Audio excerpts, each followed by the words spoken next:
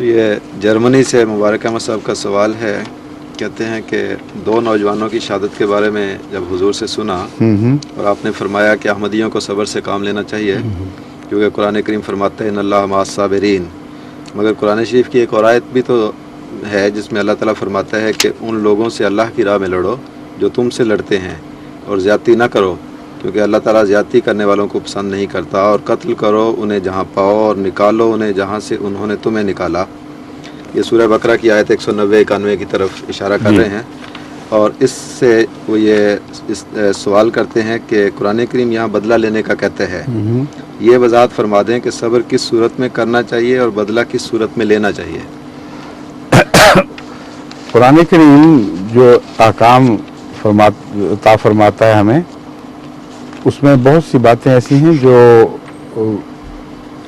ان کے اندر شامل مثبت سمجھی جاتی ہیں. مثلا ملک میں قانون کی حکومت ہے، وہ قانون آپ کو اجازت نہیں دیتا کہ اپنے بعض بدلے خود لیں. تو قرآن کی اجازت کا یہ مطلب نہیں ہے کہ آپ کو قانون اپنے ہاتھ میں لینے کی اجازت دی جا رہی ہے. اس لیے ملکی قوانین، دنیاوی عالمی قوانین وغیرہ، ان سب کے دائرے کے اندر رہتے ہوئے قرآن کی آیات کا مفہوم سمجھنا چاہیے. اگر یہ نہ ہوتا تو قضاء کا سوال ہی نہیں تھا. حضرت صلی اللہ علیہ وسلم کے زمانے میں بھی جو انفرادی اختلافات تھے ان پہ بھی کبھی کسی کو اپنی طرف سے بدلہ لینے کی اجازت نہیں تھی. اگر کوئی کرتا تھا تو قانون شکنی کر کے کرتا تھا. حضرت اقدس محمد رسول اللہ کے دربار میں شکایات پہنچتی تھیں اور فیصلے وہاں سے صادر ہوتے تھے.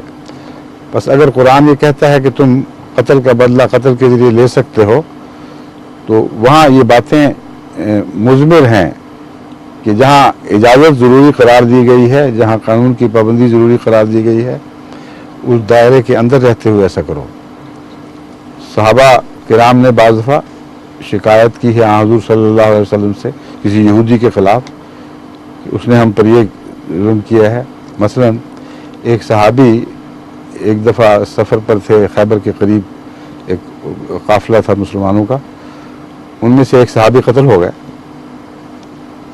اب انہوں نے قانون کو اپنے ہاتھ میں نہیں لیا، واپس آئے ہیں، حضرت صلی اللہ علیہ وسلم کی خدمت میں معاملہ پیش کیا ہے اور آپ نے جواباً پوچھا کہ کوئی گواہ ہیں؟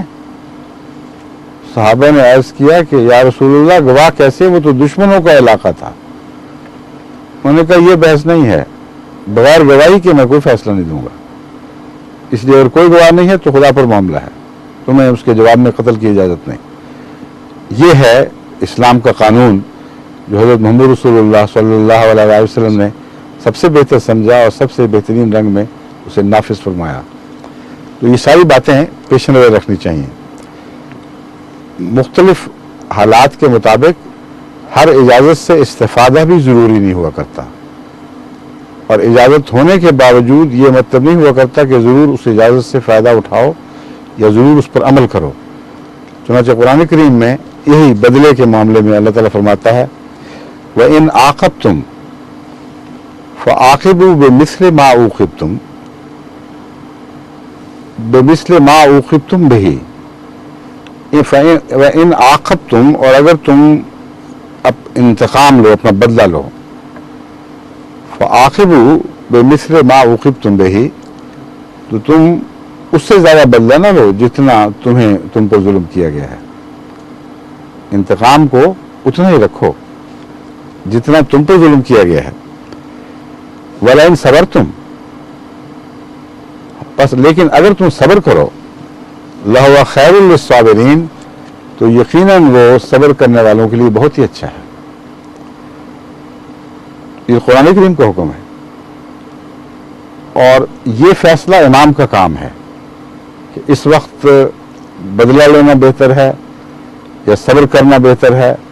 اور صبر کرنا ہر حال میں بہتر ہے، سوائے اس کے کہ قوم کے مٹنے کا خطرہ لاحق ہو اور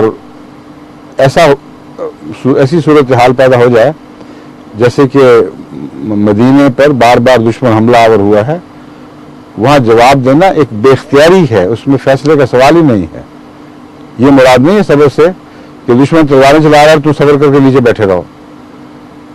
مراد یہ ہے کہ اگر تم پر ظلم ہو چکا ہو تو اس کے بعد تم بدلہ لے سکتے ہو، لیکن نہ لینا بہتر ہے اگر تم صبر کر سکتے ہو تو۔